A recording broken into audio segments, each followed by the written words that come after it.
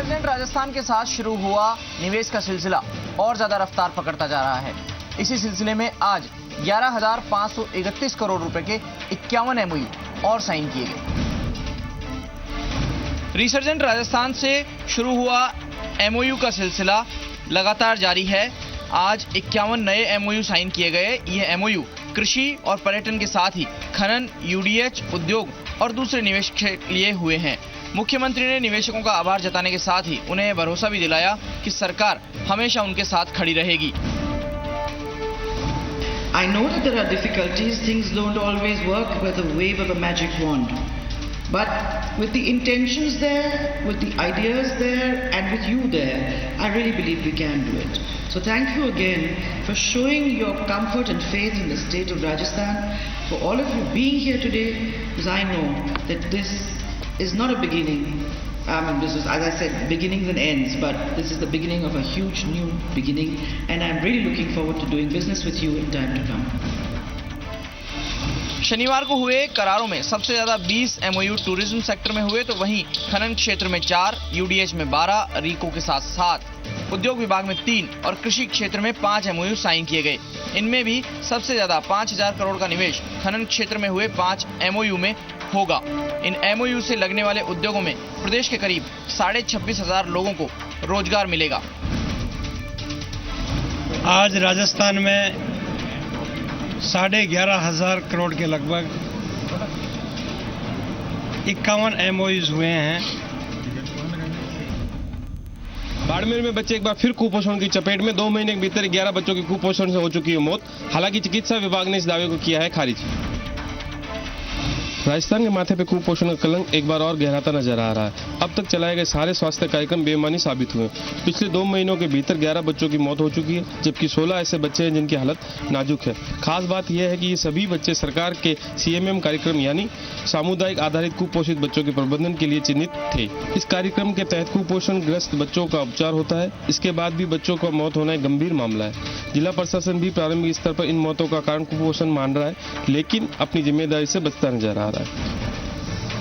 ये जो 9 बच्चे गए हैं इसका पूरा हमने स्टडी कर ली है। किसी का एक बच्चे के हार्ट वाल प्रॉब्लम थी और दूसरे डायरिया और उसकी वजह से भी 2 बच्चों की हुई है और उसकी पूरी 9 के बच्चों की रिपोर्ट हमने कंपाइल कर ली है। मौत का कारण कुपोषण ही कोई जरूरी नहीं है, क्योंकि इसमें पूरा आइडेंटिफाई कर लिया है अलग अलग बच्चों वाइज। जो उसकी रिपोर्ट मैंने कहा जो कंपाइल करके हमने स्टेट में भेज दी है, तो इनमें अन्य कारण भी हैं।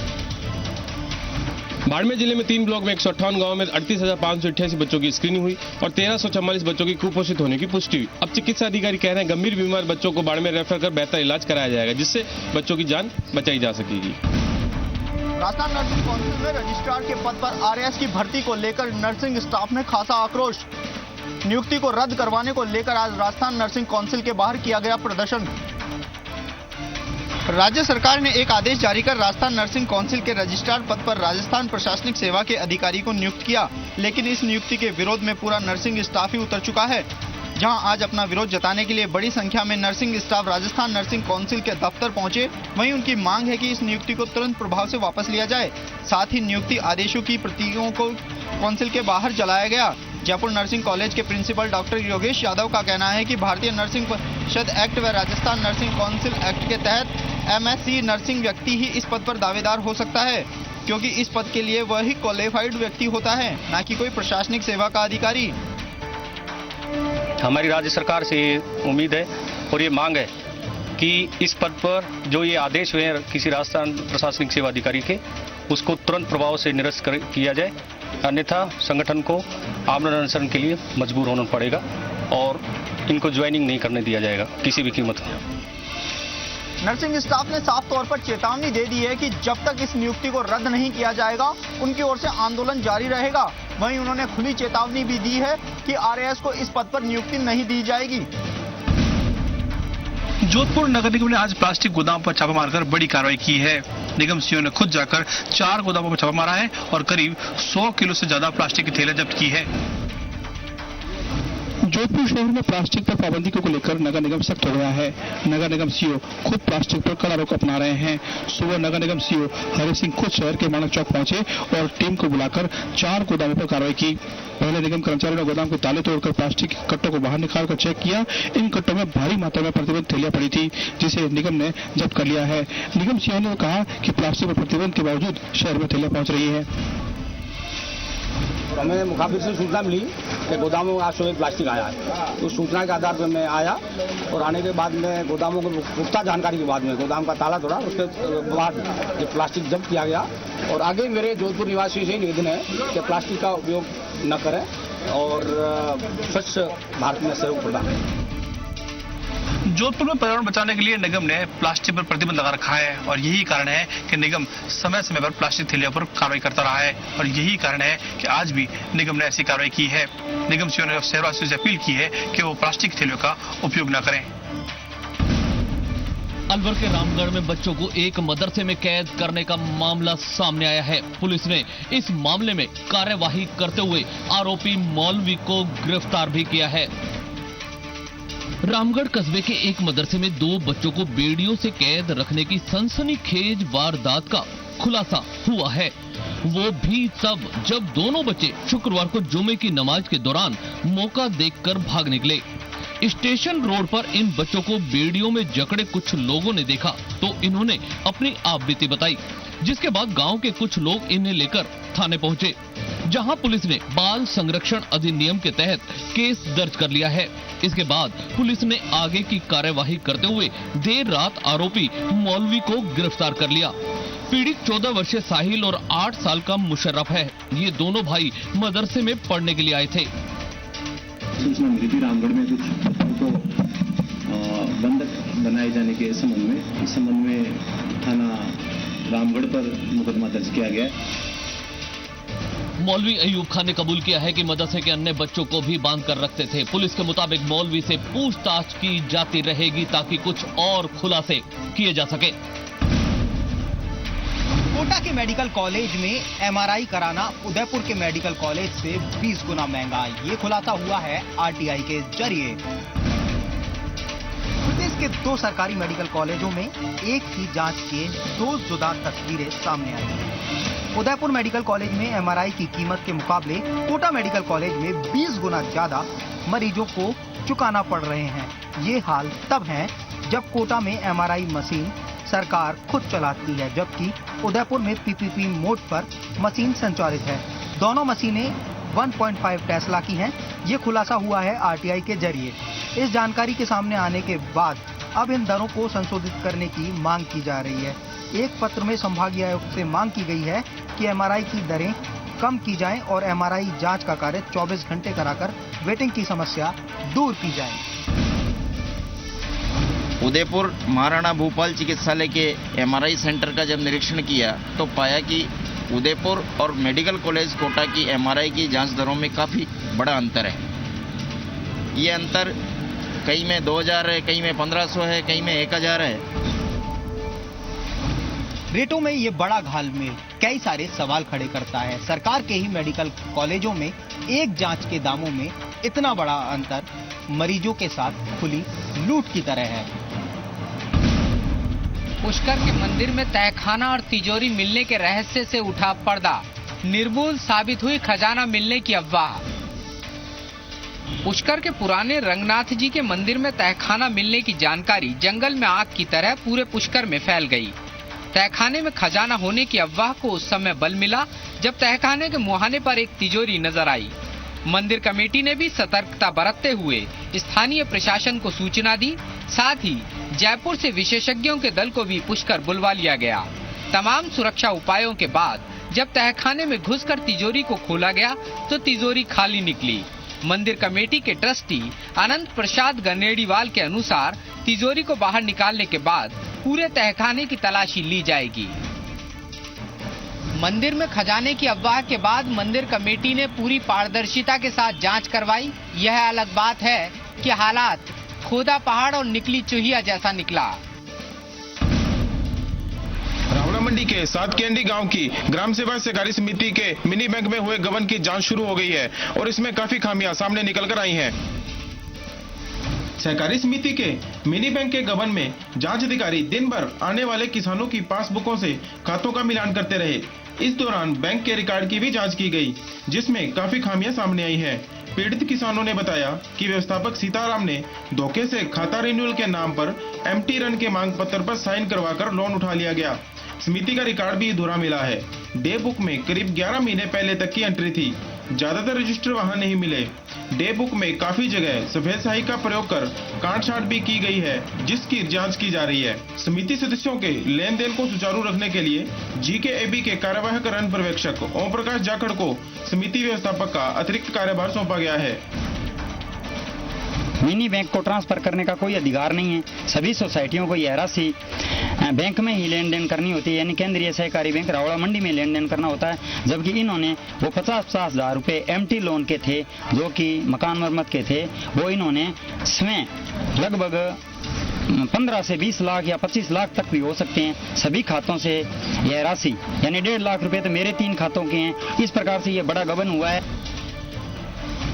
जांच अधिकारी ने भी समिति की कार्यकारिणी की बैठक बुलाकर तुरंत चार्ज श्री जाखड़ को सौंपने के निर्देश दिए हैं। चूरू में उचित मॉनिटरिंग के अभाव में देखी जा रही है RUIDP की तानाशाही। आमजन ही नहीं, जनप्रतिनिधि और प्रशासनिक अधिकारी भी नजर आ रहे हैं बौने और बेबस। RUIDP की ओर से कराए जा रहे काम ने लोगों का जीना मुहाल कर दिया है। हालात ये है कि अब लोग नाराज होकर जनप्रतिनिधियों को कसूरवार ठहरा रहे हैं। दरअसल सीवरेज और ड्रेनेज के काम को लेकर पिछले 3 साल से शहर की गली हो या फिर कोई भी मोहल्ला, सभी खोद दिए गए हैं। शहर की मेन रोड भी जगह जगह खोद दी गई है। कहीं पानी की पाइपलाइन डाली जा रही है तो कहीं सीवरेज के नाम पर खुदाई हो रही है। पूरा शहर खोदकर छोड़ दिया गया है। जिस काम को जुलाई 2013 में पूरा हो जाना चाहिए था, वो कछुआ चाल और बेतरतीब होने के कारण अब तक पूरा नहीं हो पा रहा है। धूल से परेशान हो रहे हैं, सारी दुकान सारी धूल में बजा। दिन में 4 बार झाड़ू निकालनी पड़ती है और धूल से सांस संबंधी बीमारियां, माल का नुकसान सब हो रहा है साहब।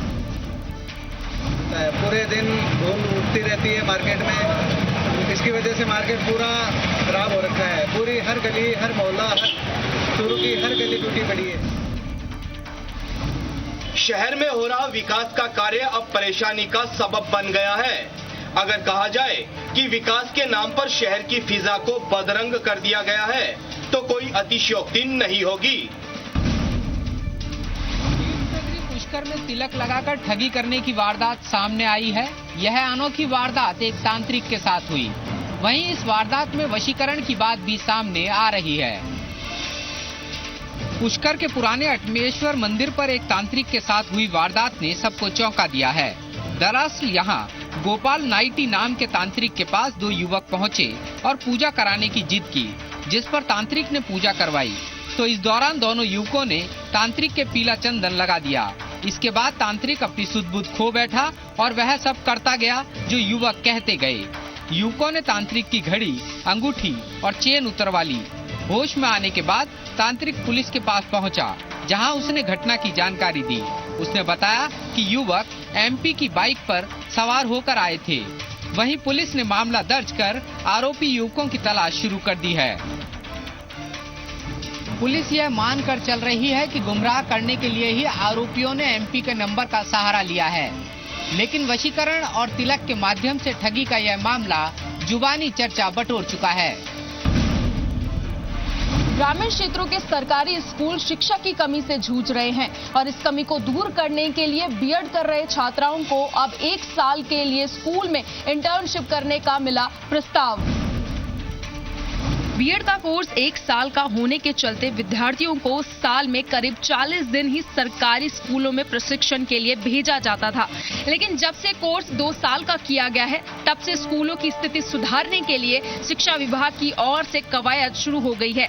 वहीं शिक्षा मंत्री वासुदेव देवनानी का कहना है कि अगले सत्र से इस प्रस्ताव को लागू करने की कवायद शुरू कर दी जाएगी। वहीं इस दौरान मानदेय और भत्ते के सवाल पर शिक्षा मंत्री का कहना है कि फिलहाल विद्यार्थियों को किसी प्रकार का भुगतान नहीं किया जाएगा। लेकिन यदि भविष्य में इस संबंध में कोई सुझाव या योजना आई तो इस पर जरूर विचार किया जाएगा।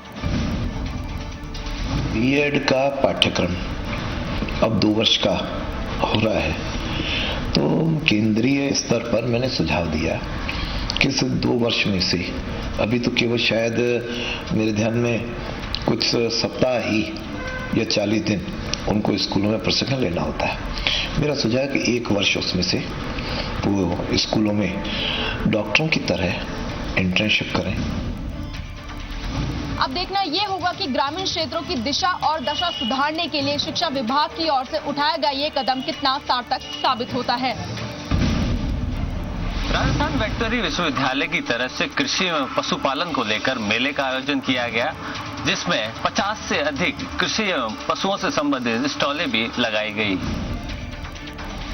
बीकानेर के वेटनरी विश्वविद्यालय और उपनिदेशक कृषि एवं पतन परियोजना निदेशक आत्मा द्वारा बीकानेर में पहली बार आज कृषि एवं पशु विज्ञान मेले का आयोजन हुआ। उसका उद्घाटन केंद्रीय कृषि मंत्री OSD जितेंद्र चौहान और विश्वविद्यालय के वाइस चांसलर AK गहलोत ने किया। इस दौरान कृषि व नवीन पशु तकनीक से संबंधित 40 से अधिक स्टॉलें भी लगाई गई और पशुओं की विभिन्न प्रतियोगिताओं का भी आयोजन हुआ तथा विजेता पशुपालकों को नगद पुरस्कार एवं प्रशस्ति पत्र दिए गए। इस मौके पर विश्वविद्यालय के वाइस चांसलर AK गहलोत ने बताया कि इस मेले के माध्यम से किसानों को विभिन्न फसलों के माध्यम से आय बढ़ाने और पशुपालकों को पशुओं के रखरखाव व रोगों से बचाने के बारे में जानकारी दी गई है। टेक्नोलॉजी आज हमारा वैज्ञानिक तैयार कर रहा है, वो किसान के पास जल्दी पहुंचे, उसका एक ये बड़ा अच्छा तरीका है मेले का आयोजन करना। तो और उससे किसान में रुचि पैदा होती है, जानकारी मिलती है और फिर वो उसको आसानी से ले लेता है। इस मेले में बढ़ चढ़कर किसानों ने हिस्सा लिया, जहां उन्हें कृषि एवं पशुपालन की जानकारी प्राप्त हुई। राजधानी जयपुर में पैदल चाल प्रतियोगिता का आयोजन किया जा रहा है, जिसको लेकर यहां के स्थानीय निवासी और एथलीट काफी उत्साहित नजर आ रहे हैं। जयपुर में आज से 2 दिवसीय तीसरी नेशनल ओपन रेस वॉकिंग की शुरुआत हो चुकी है। इस प्रतियोगिता में देश भर के ओलंपिक्स क्वालिफाई कर चुके 7 एथलीट हिस्सा ले रहे हैं। राजस्थान एथलीट एसोसिएशन द्वारा जयपुर के JLN मार्ग पर आयोजित हो रही इस प्रतियोगिता के पहले ही दिन नजारा अद्भुत था। ओलंपिक में राजस्थान की उम्मीद सपना जहां उड़ान परी की तरह छोटे छोटे कदमों से आगे बढ़ रही थी, तो वहीं पंजाब की खुशबीर कौर तेज रफ्तार के साथ आगे बढ़ती चली गई। 118 मेरे अपने आप को 118 में कर सकता हूँ, वर्कआउट में कर रहा हूँ मैं, जो प्रैक्टिस है सब कुछ, तो मेरे में क्षमता है। ये नहीं है कि क्षमता नहीं, क्योंकि 120 में कर चुका हूँ, 121 में एशियन रेस वॉकिंग में भी 4 टाइम कर चुका हूँ, तो मेरे में क्षमता है, मैं करके रहूँगा। जयपुर के JLN मार्ग पर इस प्रतियोगिता का आयोजन किया जा रहा है। शनिवार को हुई इस प्रतियोगिता में भारी संख्या में लोगों ने हिस्सा लिया।